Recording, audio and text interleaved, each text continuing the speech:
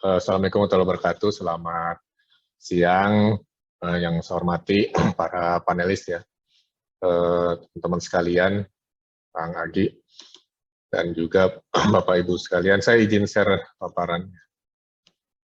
Ya oke, saya langsung saja untuk menyampaikan terkait dengan apa sih yang akan kita lakukan digitalisasi kesehatan ya. Ini adalah perspektif di kesehatan bagaimana mendigitalisasi kesehatan yang ada di Indonesia ya. Ya. Jadi kalau berbicara mengenai digitalisasi kesehatan ini tidak hanya kita mencatat dari sisi kesehatan itu di hanya remaja saja, tetapi yang kita catat itu adalah mulai dari kandungan hingga sampai dengan yang bersangkutan meninggal ataupun kritis. Nah, setiap tahapan kehidupan tadi itu akan kita catat di masa depan, mulai dari kandungan, kondisi anak ya, apakah ada gejala-gejala yang membahayakan kandungan ibunya ataupun juga dengan bayinya. Terus kemudian pada saat lahir ya, kita juga akan monitor perkembangannya sehingga diharapkan tidak stunting, kemudian hingga dewasa dan sebagainya. Nah, kemudian juga kita akan fokuskan bukan lebih ke kuratif tetapi promotif preventif, di mana sekarang kan sudah berkembang wearable device yang kita bisa memonitor heart rate, saturasi, bahkan juga dengan gula darah dan sebagainya, itu langsung masuk ke dalam sistem yang berbasis data individual tadi. Nah, kalau kita melihat ke sana, tentunya peluangnya cukup besar, tetapi masih banyak tantangan yang akan kita hadapi. Pertama, banyak sekali data-data yang berarang, ya, baik yang sifatnya manual maupun juga yang sudah medical record, dan kemudian ini tersebar di masing-masing fasilitas kesehatan. Dan bukan hanya fasilitas kesehatan, tetapi juga di institusi lain, seperti kesehatan lingkungan, terus kemudian insurance, dan lain sebagainya. Termasuk juga aplikasi-aplikasi. Tentunya tantangan kita adalah bagaimana mengintegrasikan aplikasi tadi, termasuk juga sederhanakan sehingga tidak menjadi beban dari para nakes. Kemudian di sisi lain, kapasitas kesehatan kita juga sangat terbatas ya. Kemarin kita bisa lihat bagaimana pandemi COVID memporak-porandakan ya kapasitas kesehatan kita, mulai dari nakes, infrastruktur rumah sakit, dan kemudian ketersediaan obat, alat kesehatan, dan lain sebagainya. Oleh karena itu tentunya peran teknologi ini sangat penting mengisi gap-gap yang tadi ya, dengan menyederhanakan aplikasi dan mengintegrasikannya. Nah, ini adalah agenda prioritas kami, yang kemarin juga sudah kami luncurkan, rencana strategisnya. Jadi Bapak dan Ibu sekalian bisa akses ke dto.comcast.go.id, di situ lengkap blueprint kami, nanti bisa dilihat apa yang akan kami lakukan di masing-masing prioritas ini. Jadi ada 3 agenda besar. Pertama, bagaimana kita bisa mengintegrasikan dan mengembangkan sistem data kesehatan yang tadi tersebar ya menjadi single identity health record, yang kemudian kita integrasikan dan akan kita analisis menggunakan big data dan kecerdasan buatan. Kemudian yang kedua adalah bagaimana mengintegrasikan dan mengembangkan sistem layanan kesehatan ya, yang saat ini sudah ada dan existing digunakan, terhubung, dan kemudian memudahkan masyarakat. Jadi kita tidak lagi mengembangkan aplikasi yang berbasis laporan, tetapi adalah yang berbasis layanan. Karena banyak sekali aplikasi dikembangkan hanya untuk kepentingan laporan, padahal data raw-nya itu masih tetap tidak kita sentuh. Nah, oleh karena itu, bukan hanya dari sisi mengembangkan aplikasi, tetapi juga dari sisi kemampuan health digital capacity-nya, termasuk juga pengembangan helpdesk-nya untuk mengimprove layanan aplikasi kita. Dan yang terakhir adalah bagaimana ekosistem. Tadi sudah dijelaskan bagaimana pentingnya ekosistem dan pemerintah harus mengambil peran. Oleh karena itu kami juga fokus bagaimana ekosistem ini berkembang, growth, sehingga investasi teknologi kesehatan yang besar tetapi ternyata hanya bisa dinikmati oleh Indonesia, kecil sekali, itu bisa kita improve dengan memperluas teknologi telemedicine, kemudian juga mengembangkan ekosistem bioteknologi termasuk teknologi kesehatan dengan mengembangkan regulatory sandbox. Termasuk juga kita ingin mengintegrasikan biobank sehingga nanti bisa jadi buat improvement ke depannya menggunakan bioteknologi.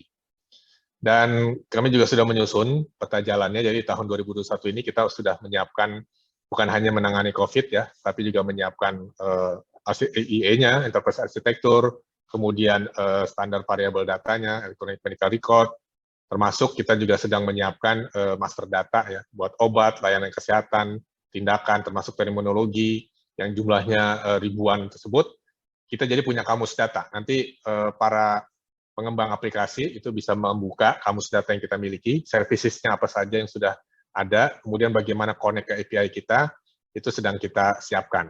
Sehingga ekosistem akan bertumbuh, tidak ada lagi tuh misalnya telemedicine yang hanya mengakses satu bukan ke physically gitu ya, kita akan menggabungkan antara physically dan virtual. Dan kemudian juga mengembangkan platform. Jadi yang kita kembangkan ini adalah platform, bukan aplikasi satu persatu ya. Hanya ada 2 aplikasi utama. Satu adalah aplikasi yang berbasis ke masyarakat, satu lagi yang ke pelaku industri kesehatan ataupun health workers-nya. Di mana aplikasi ini akan terhubung dengan seluruh layanan, mulai dari primer, sekunder, SDM, dan lain sebagainya. Nah, aplikasi inilah yang mengkonekkan keseluruhan ekosistem tadi ya, termasuk tadi dengan Sehati dan lain sebagainya, sehingga seluruh layanan kesehatan tadi bisa diakses melalui aplikasi Citizen Health App kita. Dan yang kita kembangkan adalah kenapa platform, karena kita tidak ingin ini tidak sustain gitu ya. Terus kemudian karena banyaknya existing platform yang berbeda-beda program, dan kemudian juga adanya format-format struktur yang beragam, termasuk juga beragam mitra penyedia aplikasi. Nah, dengan adanya platform ini, kita standarkan proses bisnis, standar data, termasuk juga keamanan ya, menggunakan HIPAA, untuk exchange-nya menggunakan FHIR, dan kemudian nanti ada beberapa terminologi menggunakan SNOMED, dan sebagainya, itu kita standarkan, sehingga itulah menjadi acuan para pengembang ataupun penyedia ekosistem tadi. Dan prinsipnya adalah tentunya kolaborasi, kemudian open API berbasis microservices, sehingga ini bisa mudah untuk dilakukan integrasi. Dan kemudian tentunya bisa mendapatkan kemudahan layanan, termasuk juga kolaborasinya dengan ekosistem yang lain. Dan ini adalah yang berbasis masyarakat ya, jadi Citizen Health Apps ini kita akan manfaatkan platform Peduli Lindungi yang saat ini sudah diinstal lebih dari 70 juta penduduk, dan seharinya kurang lebih 9 juta transaksi. Nah, menggunakan Citizen Health ini, yang mudah-mudahan nanti pertengahan tahun depan akan kita luncurkan, dengan layanannya macam-macam. Ada personal health record, terus kemudian ada penggunaan obat, profiling untuk tracing, kemudian juga nanti integrasi dengan layanan telemedicine, dan sebagainya, termasuk juga nanti untuk personalized education-nya juga ada di dalam sini. Dan terkait dengan hal tersebut, tentunya kita membutuhkan tata kelola. Ya, jadi kita sudah menyiapkan bagaimana tata kelola data kesehatan ini ya, yang akan menjawab pertanyaan-pertanyaan. Misalnya siapa yang melakukan aktivitas medis, terus kemudian juga berapa pembiayaan, kemudian obat apa yang digunakan, itu akan terhubung dengan ekosistem yang ada di luar. Mulai kalau untuk nakes pasti nanti kita akan terhubung juga dengan beberapa institusi lain ya, seperti TNI, Kepolisian Negara, terus kemudian juga dengan Dirjen Dikti, termasuk sebenarnya nanti dengan obat-obatan tentunya akan juga terhubung dengan BPOM dan lain sebagainya, termasuk juga dengan data penduduk. Nah, semuanya kita hubungkan melalui platform satu data kesehatan ini, sehingga akan menjawab pertanyaan-pertanyaan mengenai apakah obat yang kita siapkan tersedia, terus kemudian apakah terjadi sebuah KLB, kemudian apakah SDM nakes kita cukup, dan kemudian kekurangannya apa, dan sebagainya. Itu ada di dalam satu data kesehatan ini. Dan secara lebih detail lagi, secara arsitekturnya, jadi sumber datanya macam-macam ya, bukan hanya berbasis aplikasi, tapi juga berbasis IoT, dan kemudian kita standarkan terminologinya ya, menggunakan beberapa standar tadi, dan kemudian kita gabungkan dengan Electronic Medical Record, termasuk juga bioteknologi, dan kita pisahkan antara online transaction processing dengan online analytical. Jadi kita akan siapkan juga marketplace data yang bisa diakses oleh berbagai macam kebutuhan ekosistem tadi, sehingga masing-masing startup, riset, dan sebagainya bisa connect ke data kita, baik berbasis API maupun juga berbasis Excel. Dan kemudian untuk inovasinya, ekosistem kita juga sudah meluncur kemarin, yaitu Health Tech Space, di mana ini adalah sebuah tempat yang virtual maupun juga bukan hanya virtual tetapi juga fisik yang tempatnya sedang kita siapkan. Jadi bukan hanya sebagai sarana untuk mereview teknologi yang ada ya, sehingga kita akan berikan lisensi. Dengan ada lisensi ini akan memberikan keyakinan, kepastian para pengembang aplikasi untuk menjalankan operasionalnya sehingga aman, nyaman, dan kemudian didukung oleh pemerintah. Dan kemudian juga sebagai ruang kolaborasi ataupun creative space, di mana nanti akan ada ekosistem yang bisa membantu para inovator untuk bisa mengembangkan aplikasi maupun juga mendapatkan pendanaan, ya akselerasi dan juga mengembangkan talentnya di dalam health tech spaces ini. Dan terakhir adalah ini adalah platform yang akan kita kembangkan. Saat ini Peduli Lindungi sudah terhubung dengan berbagai layanan ya, termasuk dengan daerah seperti tadi dengan Picobar yang menghubungkan berbagai layanan seperti testing, tracing, vaksinasi, kemudian juga treatment dan bahkan sudah kita hubungkan juga dengan layanan telemedicine.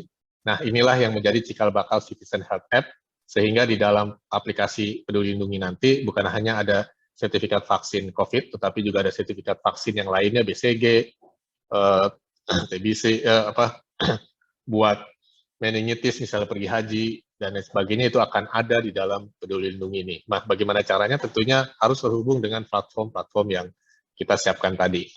Seluruh rumah sakit, baik yang virtual maupun juga yang physically, itu akan terhubung dengan Citizen Health App kita. Yaitu tadi sebagai gambaran bagaimana kami melayani kurang lebih dari ribuan lab ya, dan kemudian lebih dari 200.000 sampel sehari, jadi bisa dibayangkan ratusan juta transaksi ya setiap harinya akan ada di dalam aplikasi Citizen Health App ini. Dan kemudian karena ini bersifat platform, tidak hanya terhubung dengan aplikasi yang sifatnya adalah kesehatan, tetapi juga dengan aplikasi yang non-kesehatan, seperti dengan Imani, terus kemudian bahkan juga dengan aplikasi e-commerce ya dan sebagainya, itu akan terhubung dengan layanan sistem kesehatan kita. Sehingga ini menjadi satu kesatuan yang terintegrasi dengan standarisasi yang sudah kita tetapkan. Dan yang terakhir, saya akan mencoba menjelaskan mengenai apa itu regulatory sandbox.